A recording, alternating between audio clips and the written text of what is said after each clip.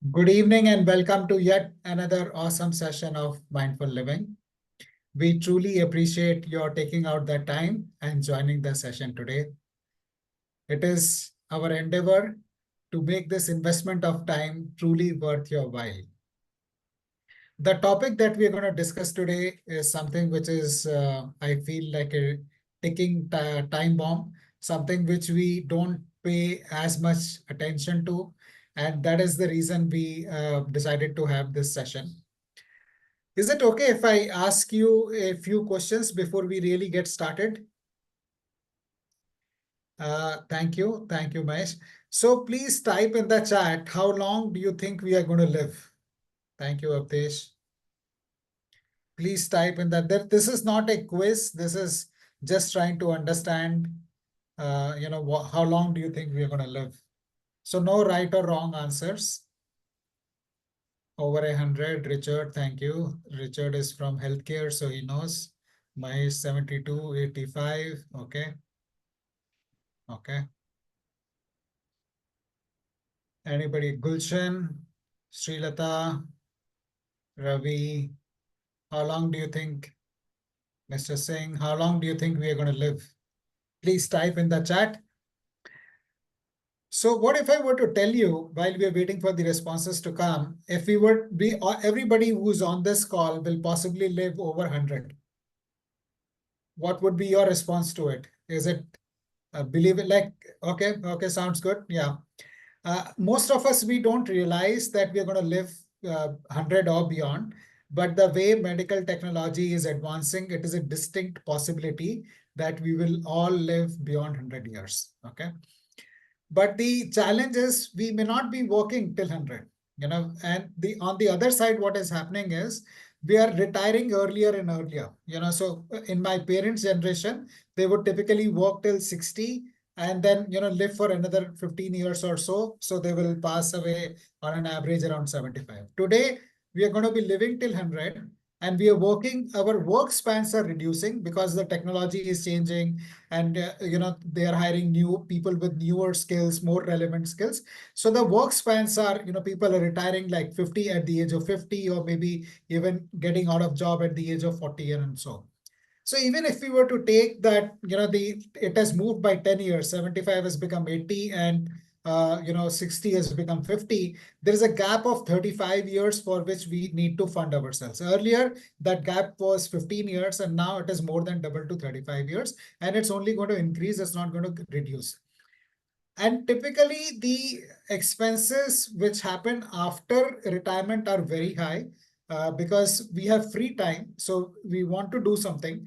So we tend to go out and spend money, we travel, or simply healthcare costs, and healthcare, the inflation, while we see is around 6-7%, medical inflation is not 6-7%. Medical inflation is far more. So those expenses are going to increase. And so we need to anticipate and plan for all of these things, which I find is not really in the consciousness of the people. The people who are here obviously are clued on and thinking and planning about the future, but largely it is missing the attention of the people. And that is the reason we decided to host the session today. As some of you are new, I'll take a minute to introduce myself. My name is Ashish Kumar, and I'm the founder of Mindful Living Community. We started this community in April 2020 when the first lockdown happened. A few of my friends reached out to me and they requested me to conduct sessions on mindfulness to help them deal with the stress and anxiety that the lockdown was causing. Being a certified mindfulness meditation teacher, I conducted these sessions. One thing led to the other. And today we are a vibrant community of over 3,000 people who connect regularly to discuss issues related to living consciously and practicing them. We do not advertise about the work we do. The only way you can join this community is by a way of an invitation. So with an open heart, I invite you to join the community. It's a no-nonsense community where there are no good morning, good night messages, no religious or political posts, only people supporting each other to live consciously and sharing about the how they are doing on the journey. So we'll be sharing the link in the chat. You can click the link and join. And our speaker for today is Mr. Avdesh Nagar. He's a very distinguished pass out of Sriram College of Commerce, and did his MBA from Master of Finance and Control, University of Delhi, and has worked in many senior organizations, many senior positions in organizations like General Electric, GE Capital, Standard Chartered, Shrey Finance, and many organizations at senior level. He's a dear friend of whom I have known for over 30 years. And a disclaimer is that he also manages our family's wealth. So I would like everybody to know that.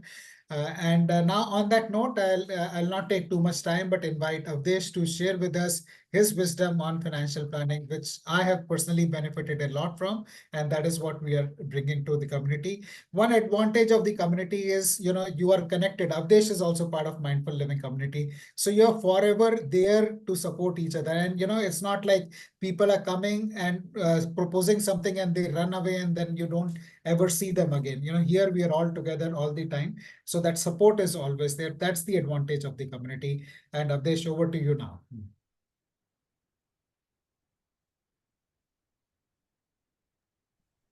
Namaste. Thank you, Ashish. Namaste to everyone. My name is Avdesh Nagar. Ashish has already introduced me. And I now am independent financial planner after my stint in the corporate in various places, which Ashish has already mentioned. Today, the idea of Ashish asked me to give a presentation on financial impact of retirement. Okay, so we just come to, I start sharing my presentation straight away.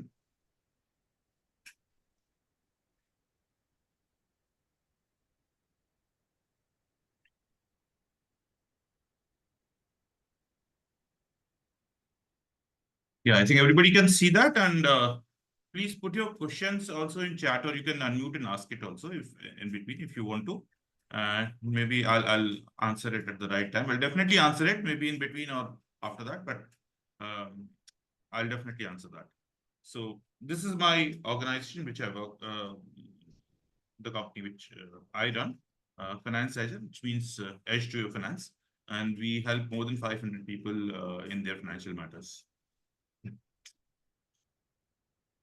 So this is a Hindi doha. I'll just read out. मांगन मरण समान है, मित मांगो कोई भीख, मांगन से तो मरना भला, यह सदगुरु की सीख. So this is written by Kabir Das ji, this doha. So basically it points towards the retirement and goal and planning of retirement. People never should ask from anyone while living. And this is why it points to retirement is that if you have not planned for retirement well, then you might have to ask your children or somebody. It's not that your children won't be willing to support you, or they might do it very happily, but it will affect the self-respect of the person who's asking for. So though even if your children are happily willing to do, you should be independent and you should not be dependent on anyone in your retirement. But as Ashish said, the retirement of last few years, last 20-25 years, is not going to be same as next 20-25 years. Scenarios have changed, and the things are so dynamic, and what we are going to see in future in next 20-25 years or 30 years will have a different kind of financial impact. And we'll try and understand what kind of financial impact each of the situation you might have. And as Ashish has said that people are retiring early, people are living longer, and the kind of costs which are moving. So with some graph and some numbers, I will try to represent that what kind of impact you can have. And it's different for individual. It's not a straightaway formula that you will have, but impact is going to come on all of us. So in retirement, first we have longevity risk. See, the average age is increasing in our country. It's globally increasing, but probably in our country, it's increasing faster.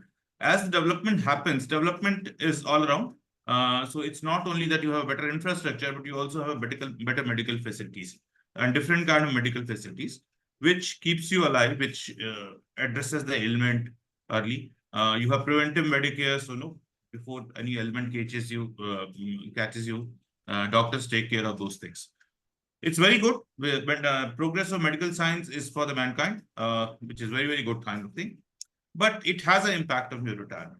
Because if you live longer, you have to provide for a longer year. Now imagine, I'm assuming that retirement age is around 60, 58, 60. Okay. And as Ashish said, that probably in previous generation, our parents' generation, they live until 75 years of age.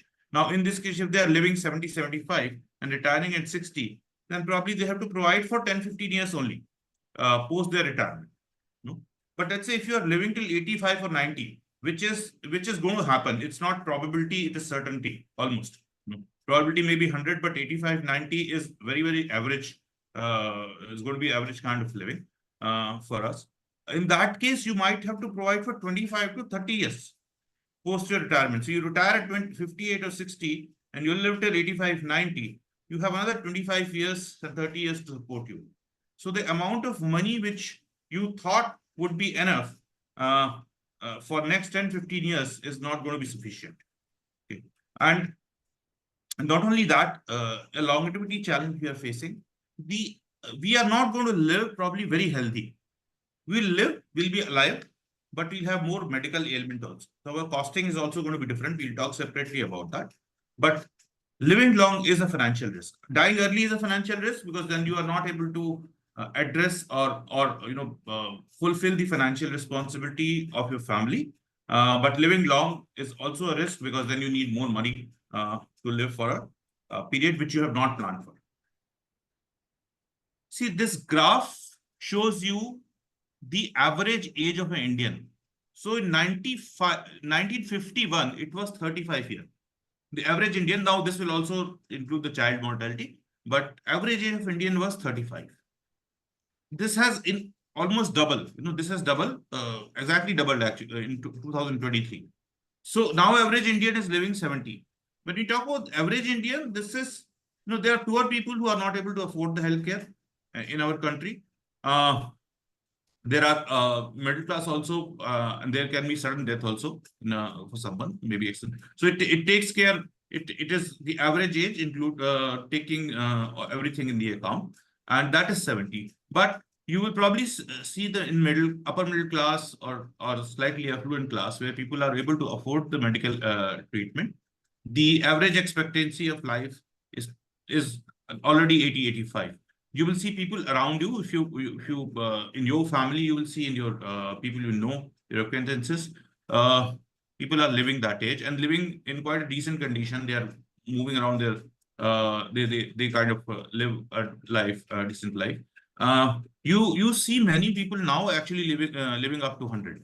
Few cases which was not so common earlier, but there are people who are living till 100 also. There are many in 90s. No? So it's a fact that the average Indian is going to live longer, and probably from here 70 is now around 70 and half.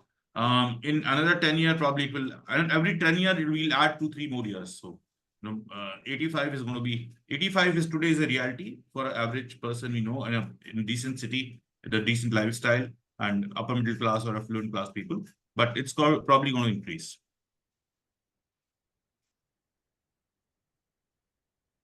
So as I said earlier, the post-retirement, you have a challenge. You have to really calculate how many years you have to provide for. If you think that, okay, I provide till I'm 75, 50 years, that may not be enough. Life is not in our hand, and average life is much more. So if you're living 85, 90, then you actually run out of cash. And then the dependency come in on maybe your children or somebody, or you have to take up some work even beyond when you don't want to, and you have to push yourself to work. So there's a calculation which you need to do. You need to take help of, if you can't do it yourself, take a help of financial plan. We'll talk about it more. But you need to reach to a calculation that how much money is good enough for it. See, healthcare costs in our country is rising. India is the cheapest healthcare probably, I mean, if you go to Western country or even the country who are not as developed as India, the healthcare cost is higher. So being cheap is very good. In India, common people can afford the healthcare. But the risk is that inflation in healthcare is very high. So someday in next 10, 15 years, India will catch up with those countries, which are its peer in terms of development. In developed countries, the medical cost is going to go up. It's already going up. No, it's go up probably in India. It will go up much higher than globally. So currently it's still affordable, I would say, but 10-year, 15-year down the line, healthcare is going to be extremely expensive, extremely expensive. And retired people need a substantial amount of their monthly expense is healthcare. So inflation, a normal inflation can be at one place, but inflation for somebody who's retired is going to be higher because of the healthcare inflation simply. So when you calculate your retirement planning, don't think your expenses are going to be same. You may not go to the office, you may not travel that much for work. Lot many expenses can come down once you retire, but there will be healthcare expenses which will replace it, which will keep growing. So your expenses are not going to come down post retirement if you anyway you think of that way. So this is the inflation in our country. Now one is that your income, you don't have income post retirement, but you have inflation. Inflation you can't stop; it will continue. So if this is the few item inflation I've shown since 1990, last 30 odd years, 32, 33 odd years. Milk was 6 rupees in 1990. It's 74 rupees today in most of the cities. There may be a small variation in the cost. Gold is even higher. I think I've taken a few months back this data, 67,000 rupees. Petrol, diesel, this is in NCR, this is the price. It may be different at different places. The average inflation in these items have been 7 to 9%. If you look at this chart, this shows how a living standard gets affected. So this, on average, our inflation in our country has been around 7% on an average, which does not include the lifestyle cost. So we'll talk about what is, what can be the other inflation actually is much higher than that. This is a fixed item, which our CPI index, consumer price index takes. So there are certain set of items, there's a proportion to that, 40% is allotted to food and eating items, and 60% comes to housing and some other things.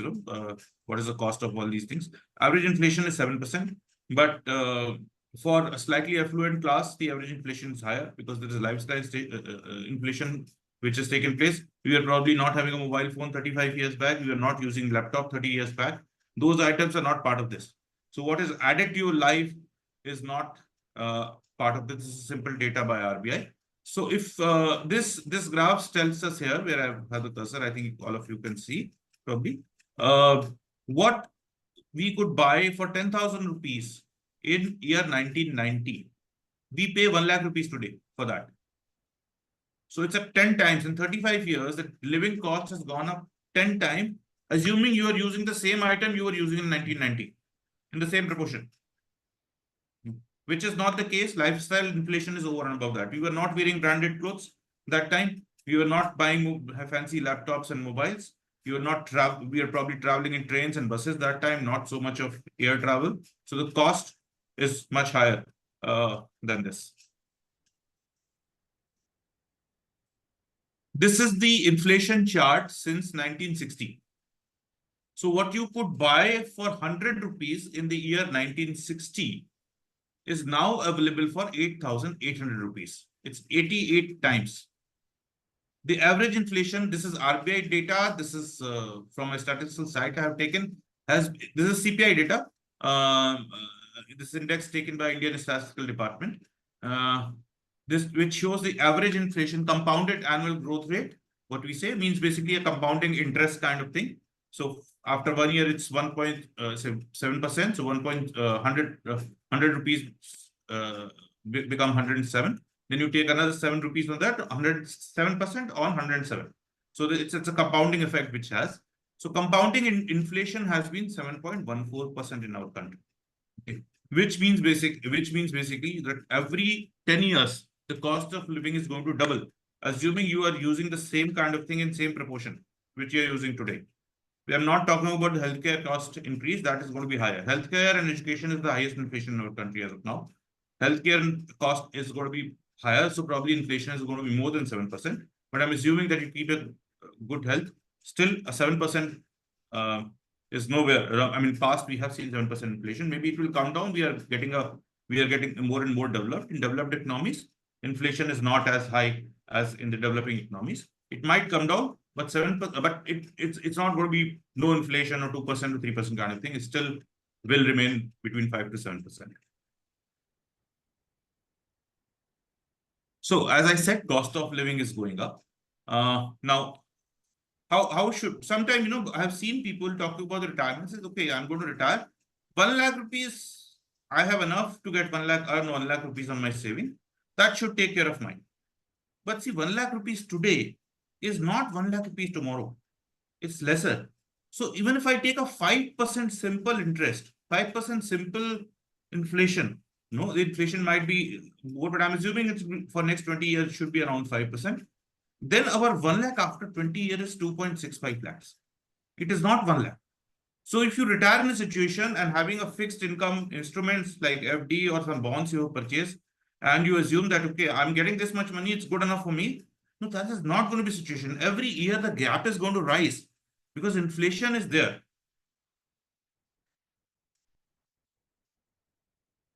And this is the situation of our interest income. So if I think all of us would remember that in previous century, the late previous century, in sometime 99, 2000, the interest rate on bank FDs used to be double digit for 1 year FD. 25 years back used to be double digit. I mean, when did we hear last that we were getting double digit interest on a fixed deposit? Probably it's almost 20 years. The interest rates are coming down. These are the trajectory. Interest rates are coming down. So what you earn on fixed income today is not probably what you're going to earn on your fixed income 2 years down the line and 5 years down the line.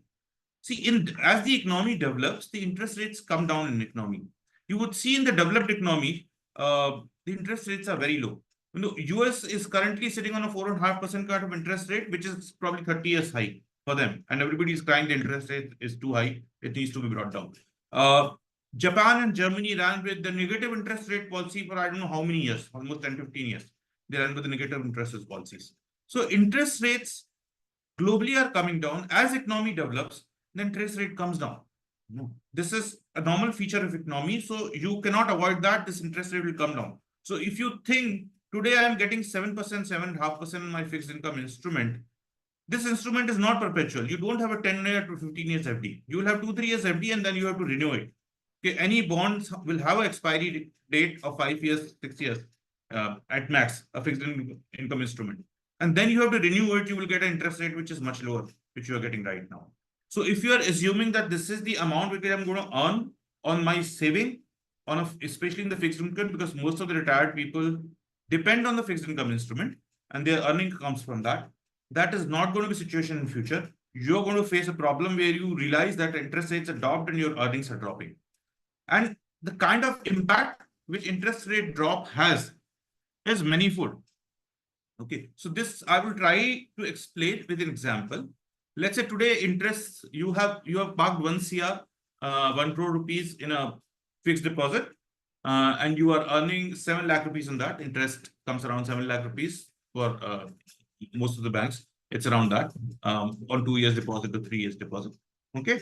And you think this is good enough. This money will take care of mine. 7 lakh rupees a year I earn from my 1 CR deposit. I'm fine with that. Okay. Now, what happens if the interest rate drop by 1%, which will happen? Globally, interest rates have started coming down. In India, also, RBI cannot keep the interest rate so high. So you'll probably see in 6 months to 1 year down the line, you will have 0.5% to 1% cut in the interest rate. So your newer FD will give you lesser return than what is given for presently. So if you drop by 1%, the impact is here. Instead of 7 lakh rupees on 1 CR, you will get 6 lakh rupees on 1 CR. Okay. Now, though interest rate had dropped only by 1%, but your income has dropped by 14%. 1 lakh drop on 7 lakh is 14%. You are now earning 85.72% of what you were earning earlier. 6 lakh on versus 7 lakh. If it drops by another 1%, you have a cut of 28% in your income. So drop of 1%, 0.5% has manifold impact. It's not just 1%. Don't assume that it's a 1% drop only in the interest rate. Your income is going to fall much more than what you think. No, this is a slide. Please look at carefully. I'm just trying to give a future scenario here for next 20-25 years. All of us, if we retire at 60, assuming retire at 60, will have to at least provide for 20 years, being very conservative, at least for 20 years. Now, we face another scenario that retirement age is coming down. Now, people want to retire early.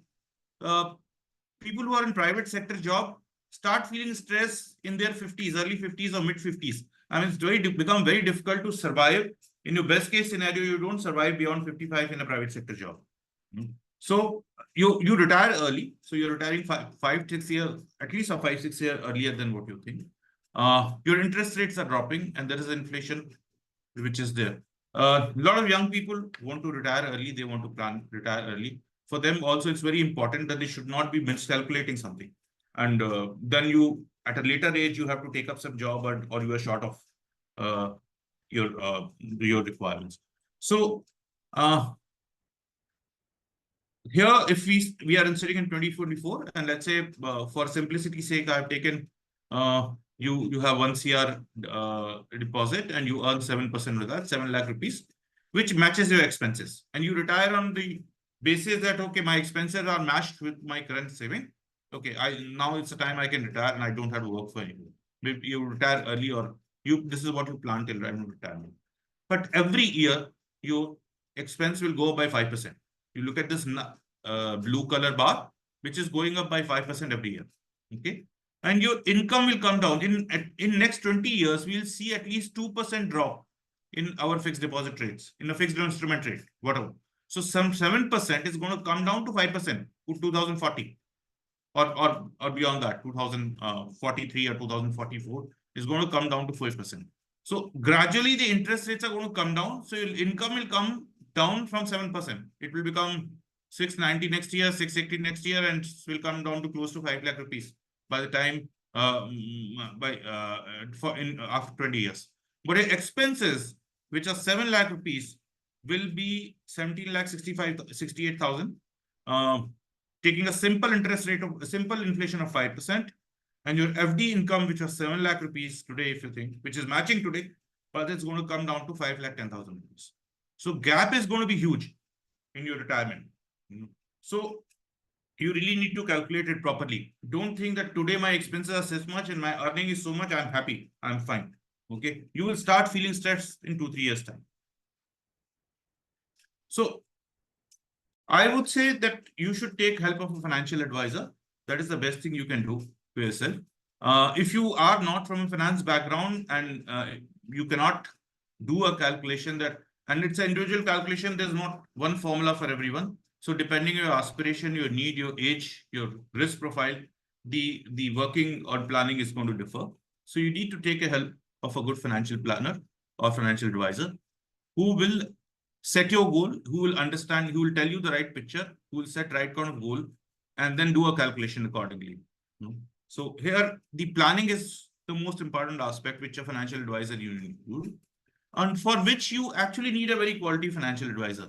See, I know that you will have people in your life already. Somebody sells you insurance. If you go to a bank, they will sell you a different kind of product. They'll ask you to put money in FD or some policies. There will be a guy who will do mutual fund for you. There can be some other, if you are high net worth individual, there can be other people selling some fancy product for you. See, product is not important here. First, your plan is important, that what you want to achieve or what you want to do. And then there has to be integration of all these products at one places. So if you are not yourself from financial background, and if you try to manage on the piecemeal basis with different people in different agencies, it may not work for you in next 20-25 years. So take hold of a good financial advisor who is qualified, who please understand his qualification, who has the right kind of experience. He is talking the language of planning. He's not trying to sell you a product. So when you talk to him, that it has to be that, this is what I want to achieve. I want to retire at this age. This, I think, what do you think? This is my health condition. So I might live this much, and financial planner will tell you how much do you think your lifespan can be, and what you need to do to provide for the entire lifespan. The financial planner needs to have a very high standard of integrity. So please make a market check about your financial planner, whomever you think you should take. Take time in appointing a financial planner. Do all your checks, but do not try to manage with different kind of agencies for different kind of product. Don't get into a product buying mode with different agencies. And the financial planner has to be absolutely transparent. He has to tell you what he is earning from you, or by advising from you. Either he's charging directly from you, then he has to tell you that. If he's taking help, if he's getting commission from different agencies by selling different product, then he has to tell you about that. So transparency is most important. So please select a good financial advisor for yourself. My humble request to you. And I will, again, I like these Hindi dohas a lot. So I'll just read this out in Hindi. I don't know if some people don't understand. I'll explain this later. आछे दिन पाछे गए गुरु सो किया न हेत अब पछतावे हो क्या चिड़िया चुग गई खेत. Means if you don't have a good financial advisor, which is like a guru in your financial journey, and if you don't listen to him, and if you don't follow what he tells you, then then probably sometime the opportunity would have gone, and you will not be able to you'll repent later on. So there's no point repenting later on. Take help of a good financial advisor, follow us, but do take time in understanding financial advisor and what he does for you. So thank you very much. I just, and these are my coordinates. These are my phone numbers of Finance Edger, and one of my colleague is there. I'll request you to, my colleague is putting up the few links in the chat box. I'll request you to follow that, give your comments there, and I'm open to any questions if you have right now. Thank you, Adesh, for that very insightful presentation. And the floor is now open for question answers. Anybody would like to ask any question related to retirement planning or financial planning, please feel free to unmute yourself and ask the question. And once again, I'll request you to keep the camera on so that it's more interactive and better that way. Avdesh, if you like, stop sharing the presentation so that we can see everyone better. And then we can pull it up if we need to refer to it. I think Ravi has put the links in the chat box, so I'll request all of you to please save it or follow it whenever time. So Avdesh, while questions are coming, one question I would like to ask is, though you refer to it in your session, what would be a good age for a person to start planning for retirement? Good age is, I think, as soon as a person starts earning, they should start the retirement planning. See, if you start early, then probably one can do with a very small amount, and it will not affect. There is I can tell you, Ashish, this is a latte effect, which we call. So latte is a coffee. All of us know latte is a coffee. So if you, young people will go out and have a coffee without even thinking this. I'm not against having coffees outside, but let's say even if you can save money for one coffee in a day, that can take care of you for the entire life. So that smaller money, if you can save 150 rupees, 100 rupees a day, it can make you a dollar millionaire over 35 years, 40 years. Very nice. Very nice. But then you have to start early. Don't think I'll start at age of 35, I'll start at 40, I'll start at 50, then it will not happen. You start at 25, 30, that's the time, then this latte effect has a pace. And Avdesh, is there a stack of financial priorities like people have to fund for their children's education, their marriage, and retirement? So what would be your advice? Where should retirement planning come? See, I think retirement planning needs to be the top priority. वो जो दोहा था, I had read the doha, the first one, and that is the top priority. See, if you can start as soon as you start earning, when you really don't have any liability, you can take care of retirement very, very comfortably. So you start your retirement planning as soon as you start earning, and then things go smooth. Otherwise, 40s and 50s, you come under a lot of pressure to save money for retirement planning. All right. Thank you for that, Avdesh. Avdesh, there's a question in the chat. What is the ballpark corpus for a 50-year-old person with annual expenses of 12 lakhs if he decides to retire today? Sir, if you are retiring at 50, you at least have a life expectancy of another 35 years, which is 85 years. So 12 lakh today, as I said, after 20 years, it's going to be at least 30 lakh you will need. And another 15 years, if I take it at a 5% inflation, it's also going to double. So this is like 60 lakh after 12 years. We can do a app calculation. If you call, I can tell you the exactly. We can do some calculation, and I can tell you exactly separately on this. Now this is a number thing, but 12 lakh is going to be quite a good sum. I think you will need at least 3-4 CR today, and depending on what is your risk appetite and where you are investing. Yeah. So I think that is But very important. Avdesh, the risk guesswork, appetite. but if you want to know exactly, then we probably need to connect separately. Yeah, sure. Yeah. So Gulshan, thanks for asking that question, and we would urge you to connect with Avdesh one-on-one for a definitive calculation of the amount you would need. Avdesh's coordinates were mentioned in the last slide. In case anybody would like to have Avdesh's coordinates, we can put up. Maybe Avdesh, I'll request you to put up that slide once again, and Sure. those who need it can take a screenshot of that and connect with Avdesh later. So can we see this my screen? Yeah, we can see that. Gulshan, maybe you can take a screenshot. Others also can take a screenshot and connect with Avdesh after this.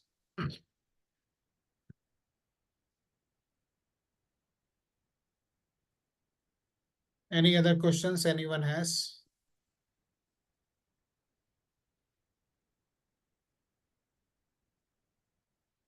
Avdesh, any experience you would like to share? There's a question from Sandeep. I have a corpus of 1.2 crores. I'm 43 and intend to accumulate 50 crores by 50. Is it a good 5 idea crores. to use? Huh? I think 5 crore. What did I say? No, you said 50 crores. Age of 50.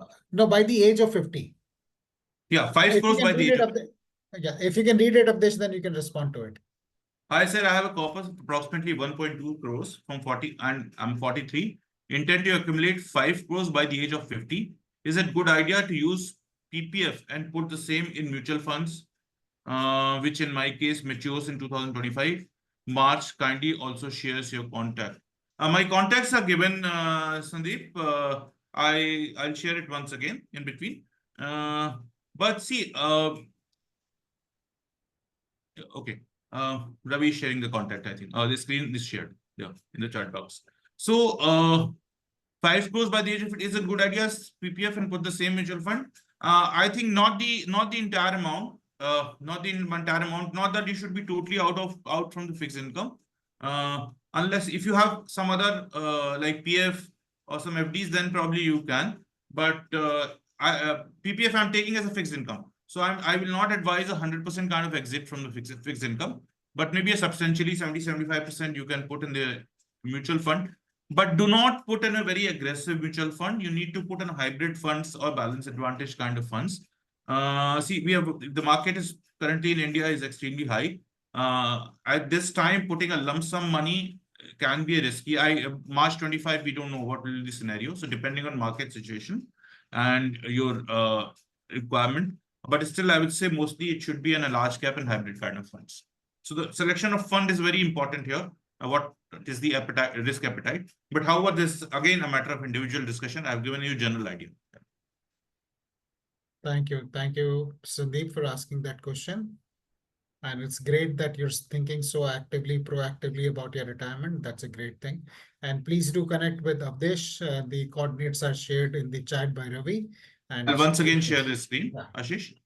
Yeah. It's already been put in the chat, Avdesh, by Ravi. Okay, then stop that. Good. So we'll Any other questions, comments? You can also use this time to share your one takeaway. If you don't have a question, maybe you can share one takeaway by unmuting yourself and or type in the chat what was your one takeaway and what is it that you're going to do differently from now on to secure your future.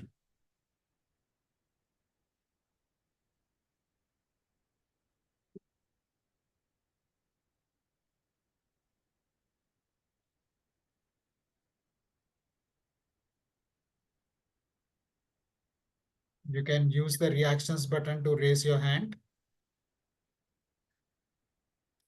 Avdish, what I was asking was, what is in your experience? Consult. You are a consultant to hundreds of people. They come to you for your financial advice. What are some Yeah. of the things you see them doing well? Some of your clients doing well in retirement planning, and some are what are some of the horror stories you have seen where people didn't do retirement planning, or what are the mistakes people make? Some of that, if you can share, that will be helpful for everyone. Yeah. So, Ashish, some of the heartening things which I have seen is the younger people uh, around their 30s, early 30s, Can you lean sometimes. a little bit ahead of this? Okay. Yeah. So I've seen that younger people, they are very particular. When they come to my financial planning, I tell them one thing, don't invest what is left after spending. You invest first and then you spend rest of the money. So then you are very clear about how much money you have to splurge, and then you can live better. So they follow this kind of advice, and for very young people, I've told them you try to save around 20-25% of your take home income. If you can do this for 10 to 15 years, you'll be quite secure financially. And I also, if they want to save more, I tell them not to do so, because not everything has to be saved. The life has to be lived also properly. So what is good enough for you, save that, save slightly more than that. So that is heartening. Some people do follow it. As again seen, some middle-aged people are old and slightly say in their late 40s, kind of making some terrible mistakes. People are so spendthrift, so This spendthrift. is you're sounding a little faint. Okay, so people are so is it better now? Yeah, better. Okay, so sorry. So people are so spendthrift that they are so impulsive buyers of things, and then they really don't have money to save. They buy things they don't need. I'm not against buying fancy car, and I'm not against, but don't buy a fancy car taking too much of a loan for traveling to your office, which is 5 kilometers away. If you're not saved, if you have enough money, if you've saved enough money, you buy fancy cars by all the means. But not when you are only taking loan, you really don't have any saving, and you are buying loan on buying Mercedes on a loan, and you are really not, and in your 40s and early 50s kind of thing. These are few bad habits. I have told them, but somehow the impulse with the people is so high that really don't improve. I think We have something in chat. How will inflation impact my retirement saving in 3 years? So you at least think you are 20. So after 3 years, whatever amount you think today is good enough, take a cut of 20% on that. So the cost of living is at least going to be 20% more after 3 years from today. So if you think 1 lakh is good enough, it's going to be 1,20,000 after 3 years. Okay. Thank you for sharing that, Abdesh, and very valuable insights you shared with us, that invest first and then spend. And that is also called the golden rule of personal finance. Normally people spend first and then save, but what is Exactly. the golden rule of personal finance is to invest first and then spend the remaining money. I think that's a very powerful insight. And another one is if you invest 25%, 20 to 25% over a period of 10, 15 years, you can create a very good corpus for yourself, which will hold you well financially. And don't even don't even invest more than 25% because we want you to live happy and contribute Yes, to Indian economy exactly. becoming 30 to 50 billion. And don't Yeah, spend to yes. invest too less also. So that 20 to 25% is a good balance. And Yeah. For it's younger people, that's a good balance. yeah, Yes. yeah. And good to buy things, but especially when it comes to luxury spending, don't do that on loan, so be careful about that. So very powerful takeaways. Thank you everybody for joining us today. Have a nice weekend. We appreciate your taking out time and joining us. Thank you, Avdesh. It's a busy day for you. Thank you for taking out time and sharing. Namaste. Thank you so much. Thank you. Thank you, everybody. Have a nice weekend. धन्यवाद. Namaste.